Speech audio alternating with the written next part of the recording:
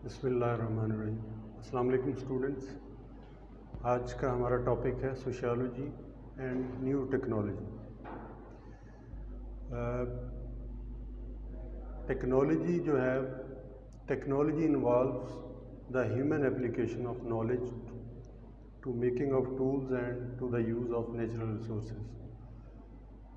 यानी टेक्नोलॉजी जो है वो हम अपनी नॉलेज और इन्फॉर्मेशन की बुनियाद के ऊपर जो नेचुरल रिसोर्सेज हैं उनको अपने कंट्रोल में करने के लिए, उनको ऑप्टिमली यूज़ करने के लिए हम टेक्नोलॉजी का इस्तेमाल करते हैं।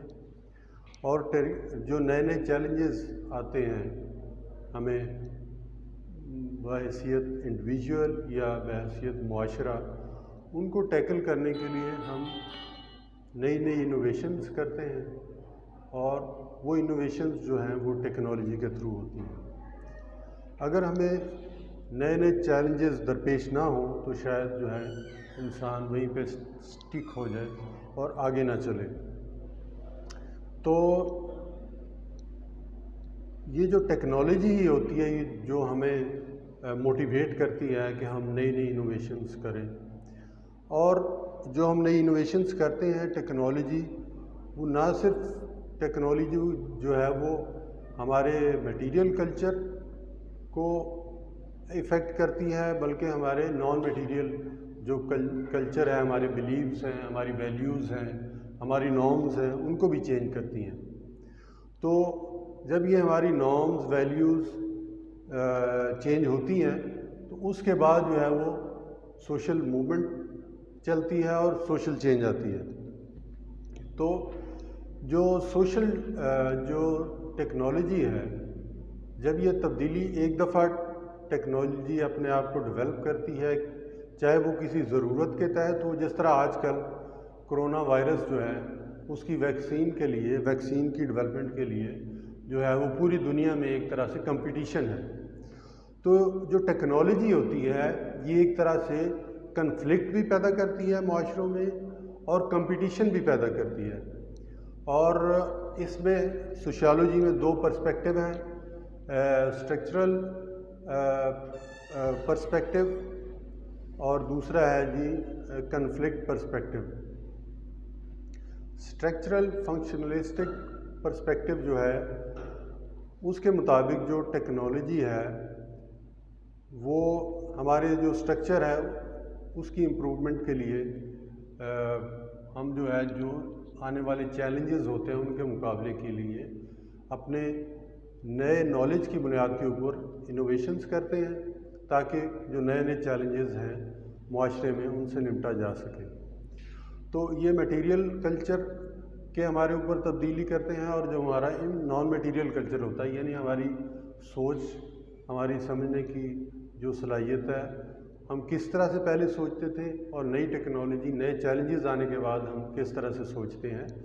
तो ये, और दूसरा ये है कि उन जो चैलेंजेस है उनसे निपटने के लिए हम क्या क्या टूल्स जो है वो बना रहे हैं।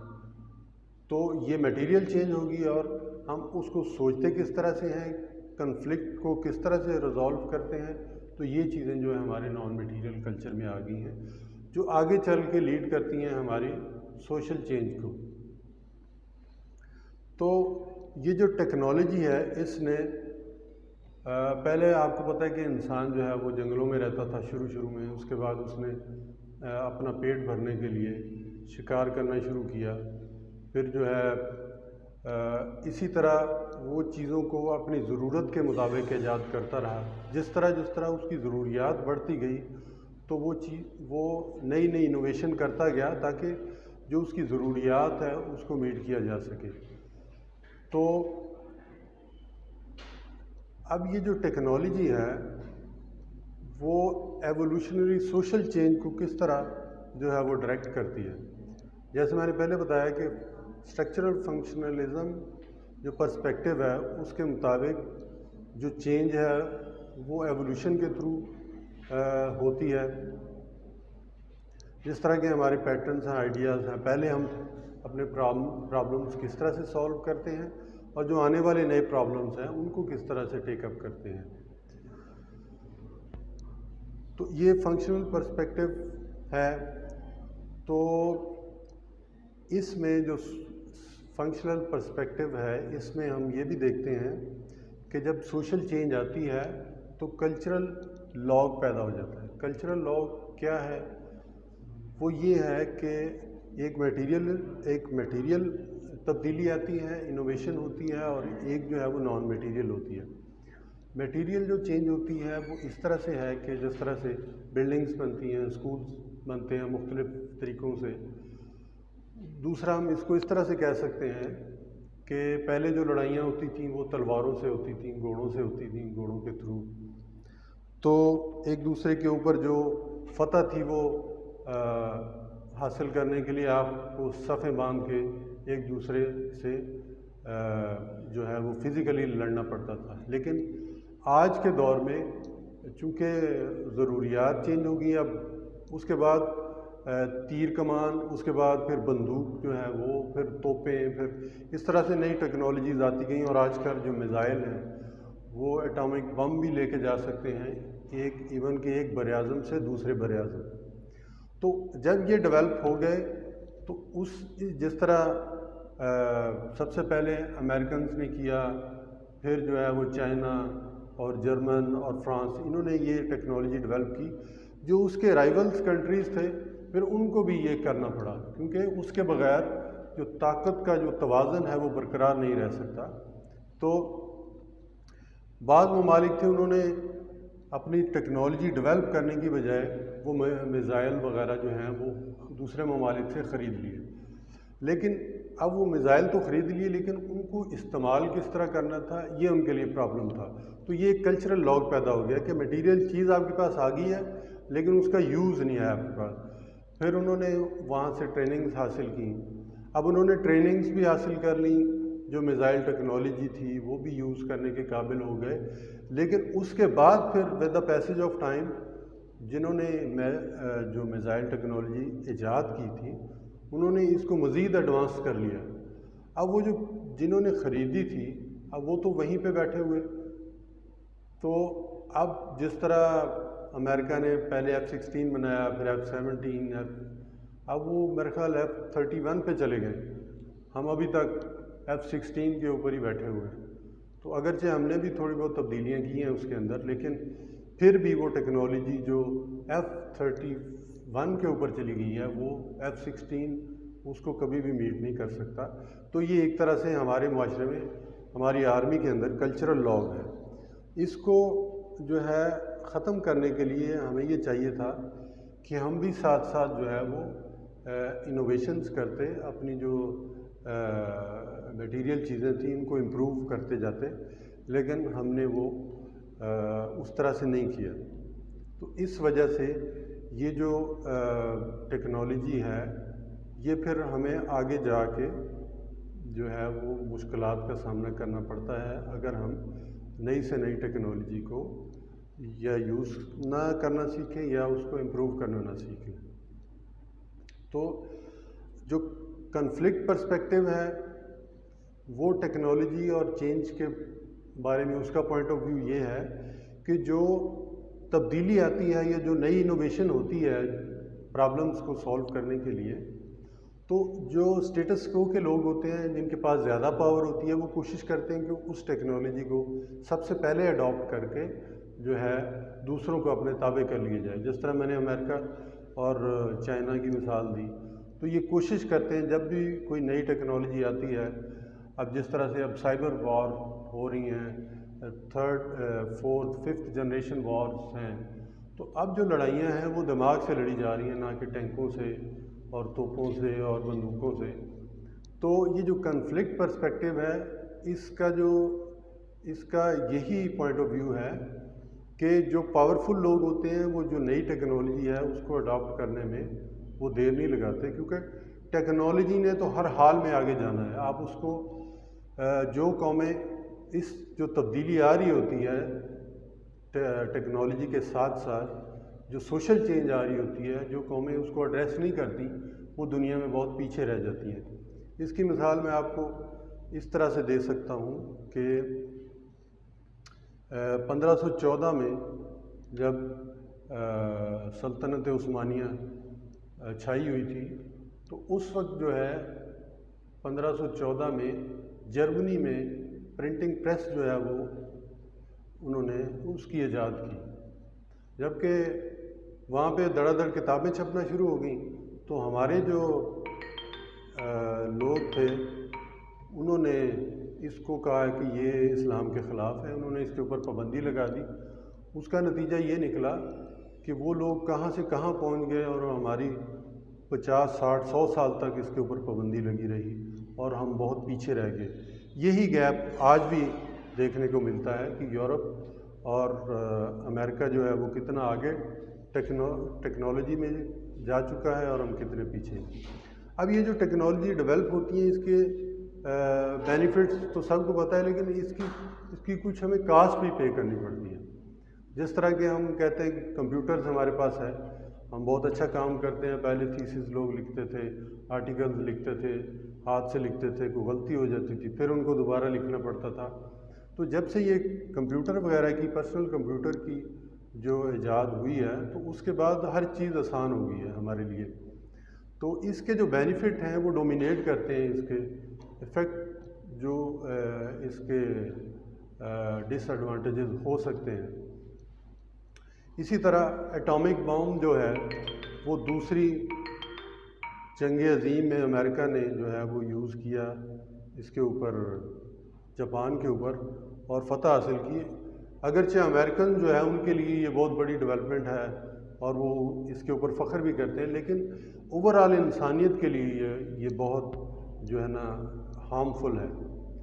تو جو نیو ٹیکنالوجیز آئی ہیں، اس میں ریپروڈکٹیو ٹیکنالوجی ہے، جس میں آپ انفرٹائل وومن ہیں وہ ٹیکنالوجی کے تھرو کنسیو کر سکتی ہیں۔ اسی طرح جو ٹیسٹ ٹیوب بیبی پیدا ہو سکتے ہیں، الٹرا ساؤنڈ مشین ہے، اس کے بہت سارے ایڈوانٹیجز ہیں۔ آپ بہت سارے جو ہیں وہ ہیلتھ پرابلمز ہیں اس کے تھرو ڈائگنوز کر سکتے ہیں۔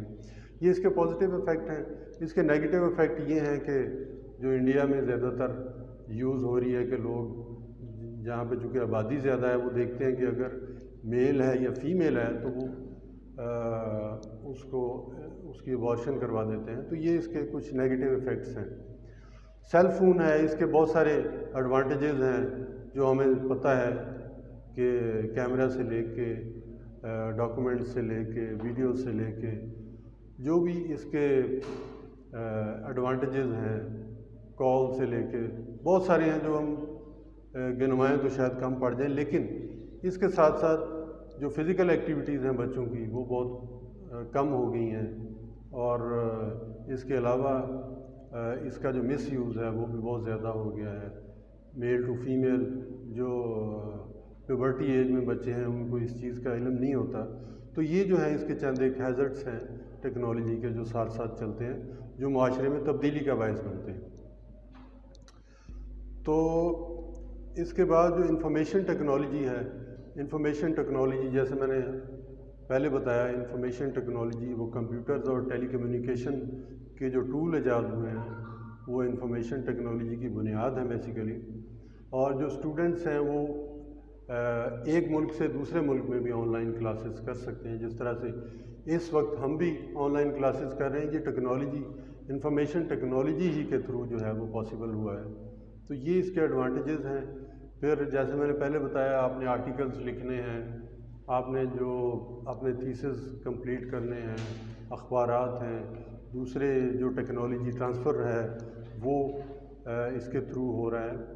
لوگ باہر جاتے ہیں کام کرنے کے لیے تو وہ اپنے گھر والوں کے ساتھ جو ہے وہ کانٹیکٹ میں رہتے ہیں۔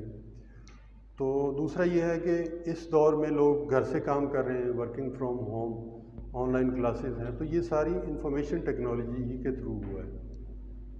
اب اس کے ایڈوانٹیجز، ڈس ایڈوانٹیجز جو ہیں، آپ کو پتہ ہے کہ وائٹ کالر کرائم جو ہیں وہ اس ٹیکنالوجی کی دین ہے۔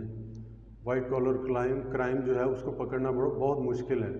اسی طرح بہت سارے آپ نے اگر کام کیے ہوئے ہیں، کمپیوٹرز ہیک ہو جاتے ہیں، اداروں کے کمپیوٹرز، ڈپارٹمنٹس کے کمپیوٹرز لوگ ہیک کر لیتے ہیں۔ تو اسی طرح جو بینک اکاؤنٹس ہیں وہاں سے جو ہے لوگ پیسے چرا لیتے ہیں۔ تو یہ والے اس کے کچھ ڈس ایڈوانٹیجز ہیں۔ کچھ ہیلتھ پرابلمز ہیں، بچے بہت زیادہ یوز کر رہے ہیں کمپیوٹرز اور یہ سیل فون، جس کی وجہ سے آنکھوں کے اوپر اثر پڑ رہا ہے، آنکھوں کی بیماریاں ہیں، سٹریس ہے، جو لوگ گھر پہ کام کر رہے ہیں، بہت زیادہ کام کر رہے ہیں، اگر بہت زیادہ کمپیوٹر یوز کر رہے ہیں تو سٹریس بھی ہوتا ہے اس سے. تو سوشل انسٹیٹیوشنز کے اوپر جو سب سے بڑا ڈس ایڈوانٹیج ہے اس کا، وہ یہ پڑا ہے کہ لوگوں کو یہ تو پتہ ہے کہ یہاں پہ بیٹھے ہوئے امریکہ میں کیا ہو رہا ہے، یورپ میں کیا ہو رہا ہے، لیکن ان کو یہ نہیں پتہ کہ جو ہمارا ہمسایہ ہے وہ بھوکا ہے، اس نے روٹی کھائی ہے یا نہیں کھائی. تو یہ کچھ ایسی چیزیں ہیں جو ہمیں ایک دوسرے سے ڈسٹینس کرتی ہیں. ہمیں گھر میں بھی ہم بیٹھے ہوتے ہیں تو ہمیں ایک دوسرے کا نہیں پتہ ہوتا، اپنے سیل فون کے اوپر ہم لگے ہوئے ہوتے ہیں. تو اسی طرح ہمارے جو سوشل انسٹیٹیوشنز ہیں وہ جو ہے وہ افیکٹ ہوئے ہیں اس سے. تو یہ اس کا سب سے بڑا افیکٹ ہے. تو اس کے بعد اس کو ریکٹیفائی کس طرح سے کر سکتے ہیں؟ جو اس کے ڈس ایڈوانٹیجز ہیں اس کو ریکٹیفائی کرنے کے لیے سوشل پلاننگ جو ہے، اس کے لیے اس کے ڈس ایڈوانٹیجز کو ٹیکل کرنے کے لیے سوشل پلاننگ کی ضرورت ہے. تو سوشل پلاننگ اس طرح سے ہے کہ ہم جو بھی ٹیکنالوجی یوز ہو رہی ہے اس کو ہم جو ہے، اگر بچے یوز کر رہے ہیں تو اس کو پراپرلی ہم مانیٹر کریں، اس کو انویسٹیگیٹ کریں اور بچوں سے اس کے اوپر ڈسکشن کریں. ڈسکشن اس طرح سے کہ جو بھی اس کے ڈیزائریبل ریزلٹس ہمیں چاہیے ان کے اوپر، جو ہماری ویلیوز کے خلاف نہ ہو، اس پہ بچوں کے ساتھ ہم ڈسکس کر کے ان کو پروموٹ کر سکتے ہیں. تو اس طرح سے جو ہے ہم اس کو ریکٹیفائی کر سکتے ہیں. تو اس کا جو ایک اور ڈس ایڈوانٹیج ہے وہ یہ ہے کہ بعض اوقات الیکٹریسٹی جو ہے وہ فیل ہو جاتی ہے. اس طرح کی جو خرابی پیدا ہو جاتی ہے جو بہت گھنٹوں بعد یا دنوں کے بعد وہ پکڑ میں آتی ہے. تو یہ اس طرح کا جو ایک ایونٹ ہوا تھا، وہ بلیک آؤٹ ہوا تھا 2003 میں امریکہ میں.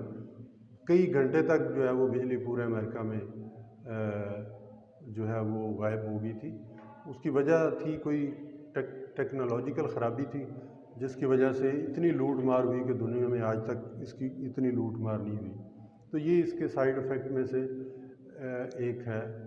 لیکن اس کو ریکٹیفائی آپ کر نہیں سکتے. اس سے ٹیکنالوجی کا فیل کبھی بھی کسی بھی وقت ہو سکتا ہے جس سے آپ بچ نہیں سکتے. تو آج کا ہمارا لیکچر یہیں تک ہے. انشاءاللہ اگلے لیکچر میں گلوبلائزیشن کے اوپر بات کریں گے. آپ کا شکریہ. اللہ حافظ.